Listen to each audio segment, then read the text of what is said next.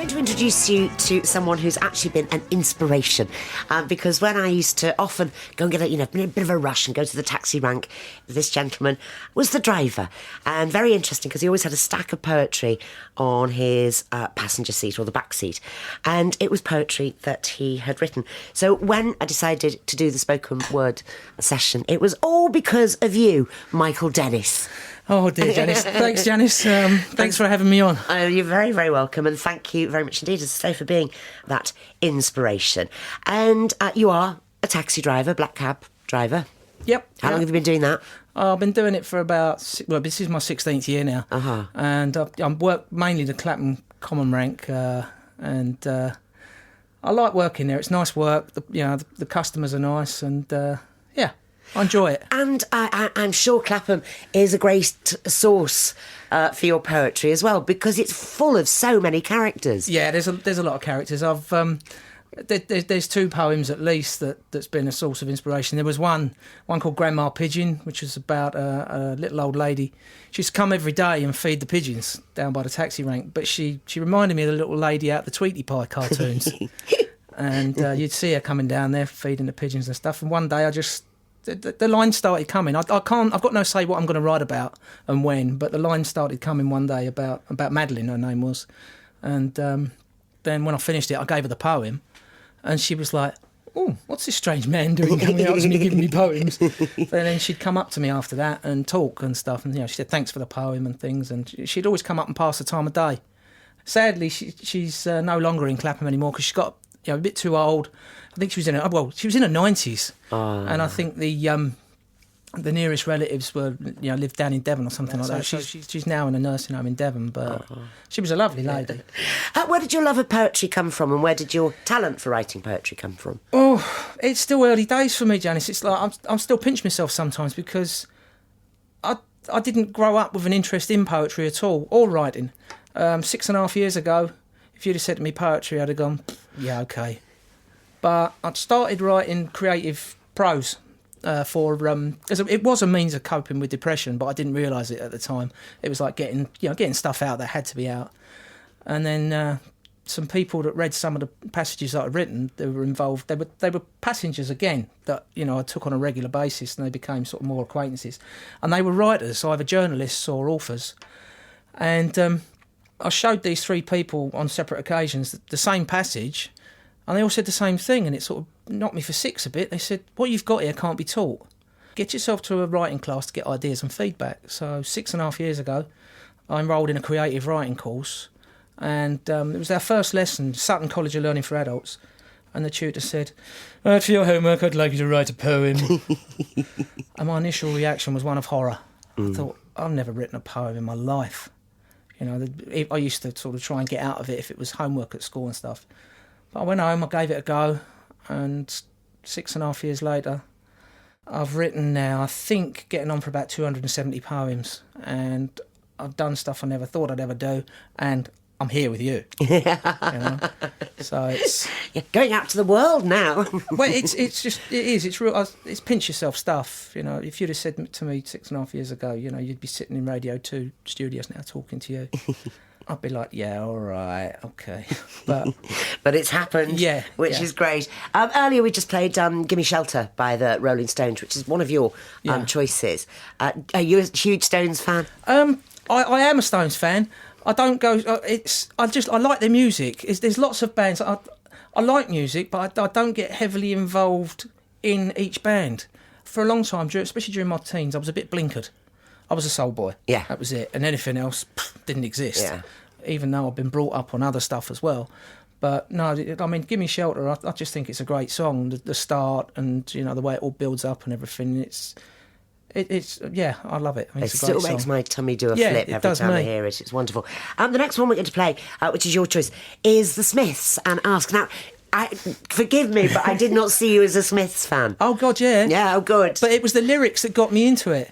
I mean, at first off, Heaven Knows I'm Miserable Now was the first song I ever heard. And I thought, oh, God, what's this? And then my mate said to me, just listen to the lyrics. And then I started listening to the other lyrics. I mean, the lyrics in Frankly Mr. Shankly. Yeah. It's like, and it's so much humour in it, and you know the self-deprecation as well and stuff like that. You know, teenage angst and everything. And I went to see him twice in 6 weeks. Did you? Yeah, they were great nights, both of them. They were really good. Yes. What's the lyric in this that's particularly important? Shyness is nice, but shyness can stop you from doing all the things in life you'd like to. And you feel as though that says it about you? It has held me back a bit, yeah. Even though I come across as like this sort of, you know, mouthy cabby, jabbering away on radio. And that's Smith's choice of Michael Dennis, who is a poet and a taxi driver. Who have you had in the back of your cab? Oh, well, that question comes up and you get people rolling their eyes afterwards because you run the list off. I mean, the first famous people I had in the back of my cab that I can remember were the Williams sisters. Oh, right. And I was like, whoa. And then there's Noel Gallagher's been in the back of the cab. Oh, right. Chris Martin. The other week, Ed Sheeran just walked up in Clapham. Really? And I said to him, you Ed Sheeran? He said, yeah. I said, can you do me a favour, please? My daughters are big fans. Yeah. Of it. And he, you know, charming guy, duly obliged, autograph for the pair of them. Oh. And photograph. Very well. Right, what about you? We're going to have some poetry. What's your first one going to be? Well, the first one I'd like to read, it's sort of one of the early ones that I wrote, and it's about the place where I grew up as a kid. I think everybody in their childhood's got one of those places where, you know, they hang around and it was like all their sort of childhood memories and stuff like that, the things they did. And this one's called Garfield Park. To most, it's nothing special, just an ordinary park. For me and all my mates, it's where we met and had a lark. Name-calling and wind-ups in the disused tractor shed. Stumpy, Frog Eyes, Custard, Pigeon Chest and then Squarehead. The weather's getting warmer. Parky fills the paddling pool. Now who's first for a dunking? Paul or Yogi as a rule. Summertime is with us. Shall we have a game of cricket? Use the litter bin from over there as a makeshift wicket. Rob cycling round the playground. Percy shouts, get off that bike. Shut up, you sad old codger. I'll ride it where I like. Drifting down a Wandle on a polystyrene raft. Winding up the gypsies as they threw rocks at our craft. Fights with elderberries. On your clothes they'd leave a stain. Laughing at the flashes as they go by on the train. The pedo sitting on the bench. Young girls he likes to spy. He won't stay long, he'll clear off when the insults start to fly. 5 aside or 3 and in, kicking lumps out of Chris Perry. In the top right corner of the goal, the ball I tried to bury. Dribbling round the dog dirt onto which we'd sometimes fall. And that poxy mutt named Coco sinks his teeth into our ball. It's where I saw the sparkle in my first love's big brown eyes. The summer days we'd sit and talk, my stomach butterflies. I go there now, think of the ghosts, the things I've heard them say. That place is where I made good friends that I still have today. Wonderful, that's Garfield Park. I heard the big sigh coming from you. Yeah. That was great. Thank you. And the imagery. I mean, Derby Park was my park. Yeah. And we've all had those moments, haven't we? Yeah. Everybody can relate. The thing that worries me now is the kids now, they're all into video games and all that. And Nobody's going out. No, my two can't, you know, sort of say they're going to have memories of a place like Garfield Park. No, it's just bedrooms and... computer and stuff like that. Yeah. Shame. So your poetry, has it led you to do any other stuff as well? Have you worked with other people? Yeah, I've had a few collaborations and stuff. One of the first ones was a poem I wrote about Vicky Pollard called Chavbird. And it led me to... I met up with a guy called Peter Honeygale. He's a reggae artist, Lovers Rock, I think. He said to me, right, come to my place in Brixton. There was a 2-bedroom flat, traditionally decorated in the old Caribbean style, and then he took me to this back bedroom, and it was like, whoa, it's a fully fitted out recording studio. Wow. And he said, look, I'm going to give you this CD of backing tracks, take it away, give it a listen to, and see what you can come up with. And one of the tracks that I listened to, my poem Chavbird fitted to it like a glove. He said to me at the time, he said, if you can write a chorus and a build-up to the chorus as well, then all the better. And I managed to do that and took it to him a couple of weeks later. He said, yeah. He said, OK, we'll do it. And the next thing we know, it went out on local radio. So it's leading you into different places. Yeah. What's the reaction of people who get into the cab? Because I know for me, at first you think, oh, somebody's left some papers behind. Yeah. But then you realise it's poetry. People appreciate it. On the whole, yeah. I mean, normally if they give it a look, you know, like a sort of sideways glance, and they're not sure to pick it, I just say to people, you know, feel free to read the poetry. It's there if you want. I won't kick you out for not reading it. You know? And on the whole, most people read it and they seem to give a really positive, feedback. And, I've done things through me leaving it on the back of the seat, and that wasn't my idea. That was someone else's idea. I showed them the poems and they said to me, get it photocopied, leave it on the back seat of your cab. At worst, no one reads it. At best, you don't know who's going to get in your cab. And it's paid off. Yeah, I'll be forever grateful, to that person. And we'll have another tune now. Bobby Womack and California Dreaming. That was Bobby Womack and California Dreaming. And Michael Dennis, our guest and poet and taxi driver, actually chose that. You love that better than the original, don't you? Yeah, I do. I do. I think Bobby Womack's great. He's got a lovely, he's got a really good soulful voice, and he's the way he plays guitar and everything. He's a very clever musician. And we'll have another poem. What are you going to do? This one I should do is White Van Man. And like I said, I've got no say what I'm going to write about and when. And I was standing behind this guy in a long queue. He was White Van Man. He was looking at his watch and looking at his van and, oh, God, come on, I've got to go. And two lines sort of came into my head from that. And then after that, driving back, it just kept coming. And so this is White Van Man.